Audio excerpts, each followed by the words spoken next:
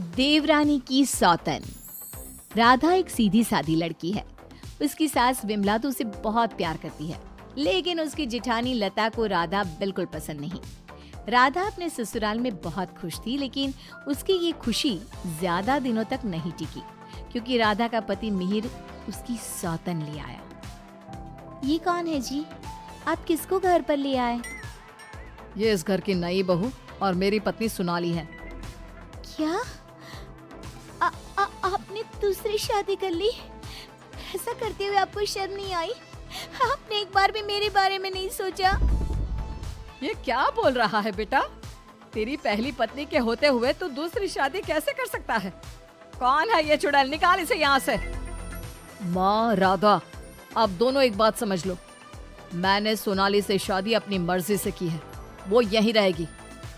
और राधा, तुम्हें यहाँ रहना है तो रहो, नहीं तो निकल जाओ यहाँ से। पर सोनाली अब यहीं रहेगी। राधा को मिहिर की बात सुनकर बहुत दुख हुआ। वो रोते हुए अपने कमरे में चली गई। तभी मिहिर सोनाली को उसी कमरे में लाता है और राधा से कहता है, राधा, तुम गेस्ट रूम में शिफ्ट हो जाओ। आज से सोनाली मेरे साथ इसी रूम में रहेगी। ये क्यों इस रूम में रहेगी? ये मेरा कमरा है। आप इसे लेकर गेस्ट रूम में चले जाओ। ओह डार्लिंग, इस गवार को तुमने सर पर चढ़ा रखा है। छोड़ो ना, हम दोनों गेस्ट रूम में ही चले जाते हैं। वैसे भी इस रूम का इंटीरियर डिजाइन मुझे खास पसंद नहीं आया। ओके डार्लिंग, जैसा तुम कहो। मिहिर उसे लेकर चला जाता है और राधा कमरे में बैठकर बहुत रोती है। तभी वहां पर विमला और लता आ जाती हैं। विमला राधा को समझाती है, लेकिन लता अपनी देवरानी के जख्मों पर नमक छिड़कते हुए कहती है, राधा, जरूर तुम में ही कोई कमी होगी जो तुम्हारा पति तुम्हारे हाथ से निकल गया और तुम्हारी सौतन ले आया। मेरे पति तो बिल्कुल वैसे नहीं है। वो किसी दूसरी औरत को आंख उठाकर देखते तक नहीं है। हाँ, मेरी ही कमी है कि मैंने उन्हें भगवान की तरह पूजा, उनकी हर छोटी से छोटी बात का ख्याल रखा। मुझे नहीं पता था कि वो मेरे साथ ऐसा करेंगे। लता बहू, ये कोई समय है ऐसी बातें करने का? जाओ, राधा के लिए कुछ खाने को ले आओ। अगली सुबह सब बैठकर नाश्ता कर रहे थे। तभी सोनाली और मिहिर भी वहां आ गए। सोनाली कहती है, डार्लिंग, क्या यहाँ रोज इतना ही ऑयली ब्रेकफास्ट बनता है?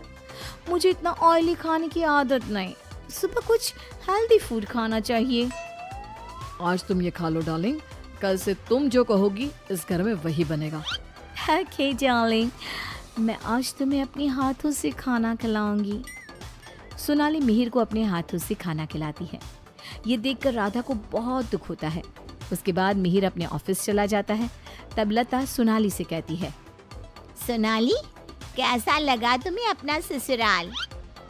अच्छा है, लेकिन यहाँ कोई भी मुझे पसंद नहीं करता। पसंद तो मुझे भी कोई नहीं करता। सब उस राधा के आगे पीछे ही घूमते हैं। चलो छोड़ो इन बातों को, आओ मैं तुम्हें घर दिखाती हूँ। लता सोनाली से बहुत बातें करती है। जब मिहिर घर पर नहीं होता तो दोनों आपस में घंटों बातें करती।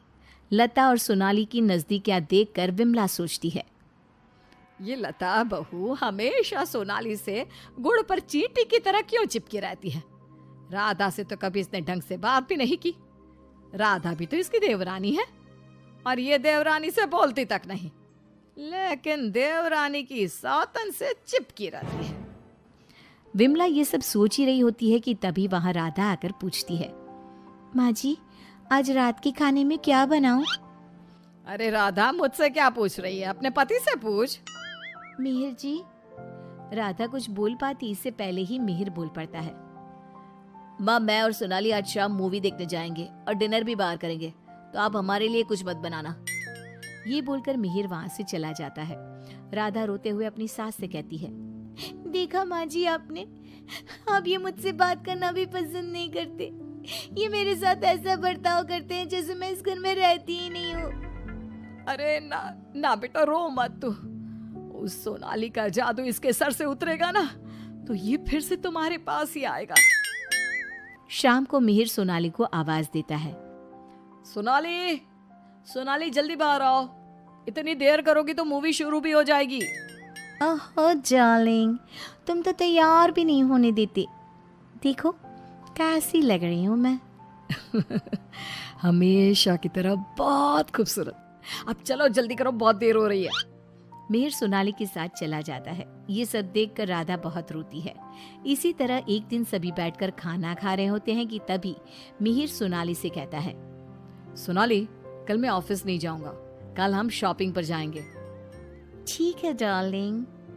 बेटा, राधा को भी शॉपिंग पर ले जा, उसके सारे कपड़े पुराने हो गए हैं और वो दिन भर घर के कामों में लगी रहती है, कहीं बाहर ही नहीं जाती। बाहर जाएगी तो उसका मन भी बहल जाएगा। क्या कह रही हो माँ? मैं राधा को लेकर बाहर जाऊंगा? कभी नहीं। सॉरी माँ, लेकिन मेरे पास टाइम नहीं है। मैं आपको रुपया दे दूंगा, आप चली जाना उसे लेकर। बेटा, तू तो राधा को बिल्कुल भूल गया है, मगर ये याद रख, वो आज भी तेरी पत्नी है और इसी घर में रहती है। हाँ तो वो क्यों रह रही है इस घर में? चली क्यों नहीं जाती? राधा, अगर तुम चाहो तो मैं तुम्हें तलाक दे सकता हूँ। तुम ठीक से सोच लो और अपना फैसला मुझे बता देना। बदले में जो चाहो वो मैं तुम्हें दे सकता हूँ। मिहिर की बात सुनकर राधा के ऊपर मानो बिजली सी गिर गई। इसी तरह कुछ दिन बीत गए। राधा अब बहुत दुखी और चुप चुप रहने लगी। एक रात विमला किचन की तरफ पानी लेने जा रही थी, लेकिन किचन में से बातों की आवाज सुनकर वो बाहर ही रुक गई और सोचने लगी, अरे ये इतनी रात को कौन बातें कर रहा है? ये तो लता और सोनाली की आवाज लग रही है। ये दोनों इतनी रात को क्या बात कर रही है? ध्यान से सुनती हूँ तब पता चलेगा। वो दोनों की बात ध्यान से सुनती है। सोनाली लता से कह रही थी, देख मेम साहब, तेरे देवर को मैंने तेरे कहने से पटाया था, मैंने तेरा काम कर दिया। अब तू मुझे बाकी के रुपए दे दे, नहीं तो तेरे घर वालों को तेरी सारी सच्चाई बता दूंगी। अरे तू ज्यादा चालाक मत बन, मैं तुझे पहले भी कई सारे रुपए दे चुकी हूँ, अब और रुपए नहीं दे सकती। तुझ जैसी लड़की को इतना अच्छा घर दे दिया, इतना अच्छा पति दे दिया, और क्या चाहिए तुझे? विमला दोनों की बात सुनकर समझ जाती है कि दाल में कुछ काला है। वो सोनाली की जन्म कुंडली निकालने में लग जाती है। तब उसे सोनाली की सच्चाई पता चलती है। एक दिन विमला सारे घर वालों को बुलाती है और कहती है, मिहिर, तुमने सोनाली से शादी कर ली है, ये बात हमारे रिश्तेदारों को भी तो पता चलनी चाहिए ना। मैं तुम दोनों की शादी की खुशी में एक छोटा सा प्रोग्राम करना चाहती हूँ, जिसमें मैं सारे रिश्तेदारों को बुलाऊंगी। सोनाली, तुम भी अपने रिश्तेदारों का नाम और पता बता दो, मैं खुद उन्हें निमंत्रण भेजूंगी। ये सुनकर सोनाली घबरा जाती है। तभी मिहिर कहता है, माँ, सोनाली का कोई रिश्तेदार यहाँ नहीं रहता, वो सब अमेरिका में रहता है। सोनाली खुद अमेरिका से आई है, इसलिए आप बस हमारे रिश्तेदारों को ही इनवाइट कर दीजिए। मिहिर, तुम बहुत भोले हो, तभी तो इस 420 सोनाली ने तुम्हें आसानी से बेवकूफ बना दिया। यह कोई अमेरिका से नहीं आई, ये जेल से आई है, और इसके घर वाले भी एक नंबर के चोर है। ये और इसके घर वाले लोगों को बेवकूफ बनाकर घर लूट कर ले जाते हैं, और इसको तुम्हारी जिंदगी में लाने वाली है लता। लता, अब तुम बताओ, क्यों किया तुमने ऐसा? हाँ, मैंने ही सोनाली को रुपए दिए थी कि वो मिहिर को अपने प्यार के जाल में फंसा ले और मेरी देवरानी की सौतन बनकर इस घर में आ जाए। लेकिन भाभी, आपने ऐसा क्यों किया? क्योंकि मैं जलती थी तुमसे। घर के सभी लोग और माँ तुमसे प्यार करते थे, मैं तुमसे बदला लेना चाहती थी, इसलिए मैंने ऐसा किया। भाभी, आपको शर्म आनी चाहिए। आपने मेरा घर बर्बाद किया, मैं आपको कभी माफ नहीं करूंगी। सारी सच्चाई जानने के बाद मिहिर सोनाली को घर से निकाल देता है और राधा से माफी मांगता है। राधा, मुझे माफ कर दो, मैंने तुम्हारे साथ ठीक नहीं किया। मिहिर, मैं तुम्हें माफ नहीं कर सकती और ना ही तुम्हारे साथ रह सकती हूँ। मैं जा रही हूँ ये घर छोड़कर।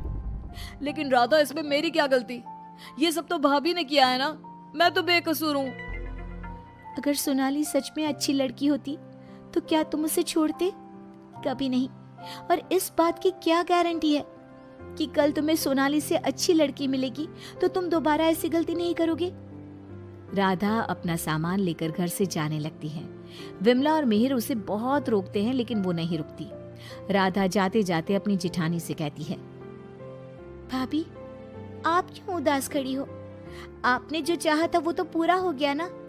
मैं जा रही हूँ हमेशा के लिए। अब आप ही इस घर की बहू हैं। अब सब आपको ही प्यार करेंगे, बस।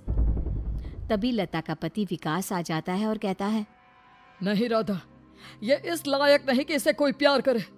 लता, तुम अभी इसी वक्त इस घर से निकल जाओ। मैं तुम्हें एक सेकंड भी यहाँ बर्दाश्त नहीं कर सकता। अगर मैंने तुम्हें इस घर में जगह दी तो न जाने कल तुम हमारे ऊपर कौन से दुखों का पहाड़ तोड़ दोगी। लता विकास से बहुत माफी मांगती है, लेकिन वो उसे घर से निकाल देता है। लता को इस बात का पछतावा था कि उसने अपना हंसता खेलता घर बर्बाद कर दिया। ना तो विकास अपनी पत्नी लता को माफ करता है और ना ही राधा अपने पति मिहिर को माफ करती है।